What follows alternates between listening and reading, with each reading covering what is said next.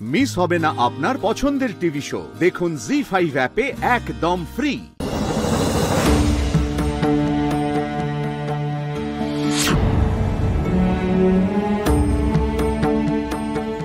কি অবস্থা! পুরনো খাবার পড়ে রয়েছে। এগুলো কেউ সরাইনি। পিঁপড়ে ধরে গেছে।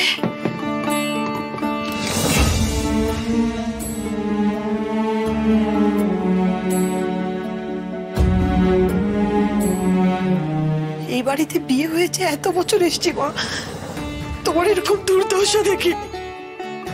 রাঙাবউ জবে থেকে এই বাড়ি ছেড়ে গেছে, তোমার প্রাণ ভোমরাটাও নিয়ে চলে গেছে মা।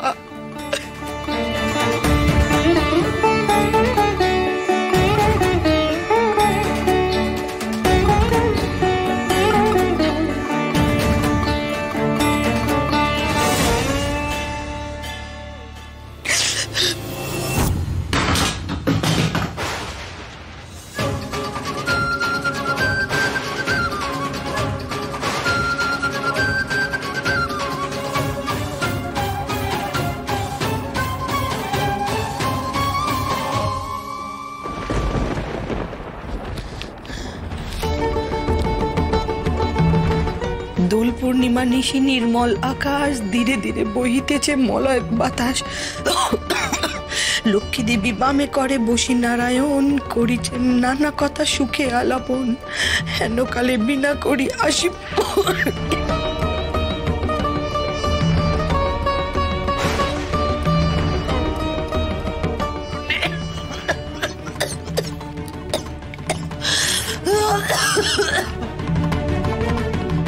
আর কত খারাপ হবে মা? আমি বেঁচে থেকে কি করবো? এই ধ্বংস দেখবো? তার থেকে তো ভালো মা আবার চলে যাওয়াই ভালো। অনু, অনু, তুমি আবার এসব কথা বলছো? ওঠো, ওঠো বলছি, ওঠো, ওঠো, ওঠো, ওঠো, ওঠো। চলো চলো, এখান থেকে ডাক্তারের কাছে যেতে হবে। চলো। কোথাও যাবো না, কোথাও যাবো না। আমার আর ভালো লাগছে না, আমি কোথাও যাবো না। দেখো অনু, বাস্তবটাকে তো মেনে নিতে হবে। আমাদের হাতে তো এসব কিছু নেই, কিন্তু ডাক্তারের কাছে যাওয়াটা তো প্রয়োজন। অনু, এই তো তোমরা দুজন এখানেই আছো। Very good. বলছি শোনো না, আমার তোমার সাথে কিছু দরকারি কথা আছে। বাড়িটা নিলামে উঠছে, ডেট তো এগিয়ে এসছে। তুমি কাকাদের সঙ্গে টাকা পয়সা নিয়ে কথা বলে নিয়েছো তো? আমার এমন নীচ প্রবৃত্তি নেই যে আমার বাবার স্বপ্নের বাড়ি নিলামে তুলে সেই টাকা আমি আত্মসাৎ করব। বাবা, এই নিয়ে আমি আর কোনো কথা বলতে চাই না। বলতে চাই না মানেটা কি? বলতে হবে।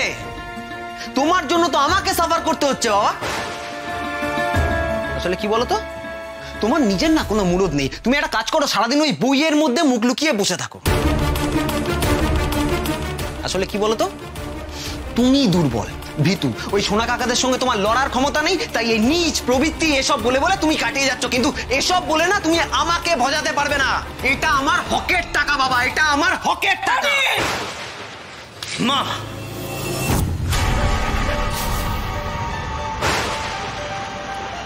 আমি তোমাদের আর সেই ছোট্ট অনি নেই যাকে গায়ে হাত তুলে মারধর করে তোমরা চুপ করিয়ে রাখবে। অনিরুদ্ধ, চিৎকার কেন করছো? বাড়ি যখন নিলাম হবে, আমার ভাগের টাকা আমি ঠিক বুঝে নেব।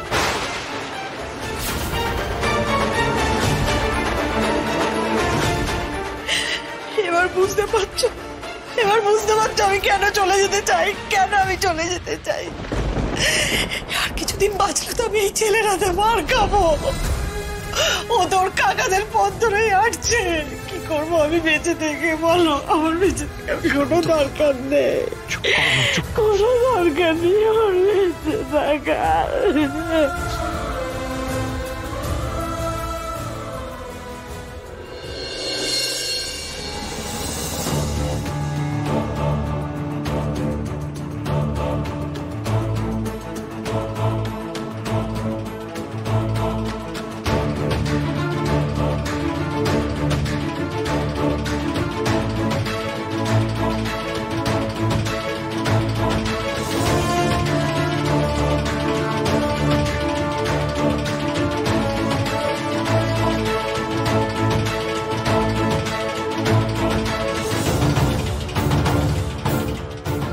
একটা একটা একটা টাকা পয়সা অ্যারেঞ্জ করতে হবে, একটা ফান্ড লাগবে, নাহলে আমি সেটা বানাবো কি করে? আমি বুঝতে পারছি না কি করে সম্ভব পাখি, ইনভেস্টমেন্ট কেউ করছে না। আমার কথাটা শোনো, তুমি যখন মনস্থির করেই নিয়েছো তখন দেখবে ঠিক একটা ব্যবস্থা হয়ে গেছে। পাখি আর মাত্র একজন বাকি, সবাই তো রিজেক্ট করে দিচ্ছে, আর কি ব্যবস্থা হবে? এইভাবে হার মানলে চলবে না কুশবাবু, এটাই আমাদের ঘুরে দাঁড়ানোর একমাত্র পথ। চলো দেখি, চলো একবার।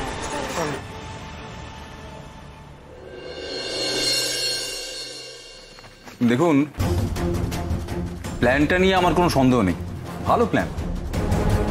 মেশিনটাও খুব আধুনিক, এফিশিয়েন্ট, কিন্তু কি জানেন তো, আজকাল আলতা পড়ার চল প্রায় উঠে যাচ্ছে। শুটিংয়ের প্রয়োজনেও দেখি লোকে লাল মার্কার ব্যবহার করছে।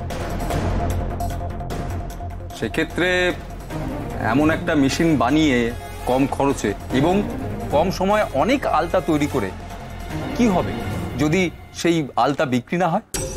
আলতা তো আমাদের ঐতিহ্যের সঙ্গে জড়িয়ে রয়েছে। এখনো বাঙালি বাড়িতে প্রত্যেকটা বউ বিয়ে করার পরে আলতার পায়ে ছাপ দিয়েই বাড়িতে ঢোকে। তাদের নতুন বাড়িতে, নতুন সংসারে ঢোকার সাক্ষী হয়ে থাকে এই আলতা পায়ের ছাপই তো। পুজো পার্বণে, বিজয়া দশমীতে সবসময় আলতার চল আছে। এখনো কোনো বিয়ে বাড়িতে তত্ত্বের সময় আলতা সিঁদুরই কিন্তু পাঠানো হয়, পান সুপুরিও দেওয়া হয়, মানে মানে দিতেই হয়, এটাই তো রীতি। আমার শ্বশুর বাড়িতে তো কোনো বউ পায়ে আলতা না দিয়ে ঘর থেকে বেরোয় না গো। প্রতিদিন চান করে উঠে পায়ে আলতা পরতেই হবে, কঠোর নিয়ম। হ্যাঁ, এমন অনেক পরিবার আছে যেখানে মেয়ে বউরা এও স্ত্রীর চিহ্ন হিসেবে এই আলতাকেই মানে। তারা বিশ্বাস করে তাদের জীবন থেকে সবকিছু চলে গেলেও এই চিহ্ন তারা কিছুতেই মুছতে দেবে না। তাই আলতা আমাদের জীবন থেকে কখনো পুরোপুরি চলে যাবে এটা হতে পারে না দাদা। এই মেশিন আমাকে বানাতেই হবে, এটা আমার বাবার তৈরি প্ল্যান। আমার পরিবারের জন্য, আমার বাবার জন্য, আমার নিজের জন্য এই মেশিন আমাকে তৈরি করতেই হবে।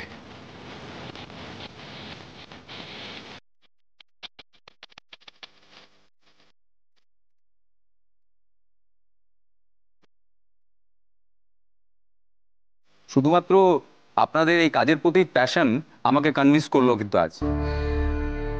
যদিও বিজনেসের কতটা উন্নতি হবে আমি জানি না, তবুও রিস্ক নিয়ে আমি প্রিলিমিনারি ইনভেস্ট করতে চাই।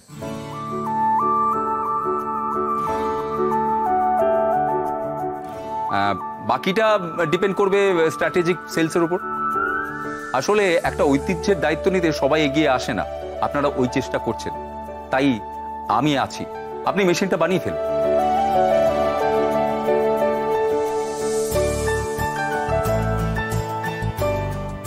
জি5 ডাউনলোড করুন আর সব এপিসোড দেখুন একদম ফ্রি।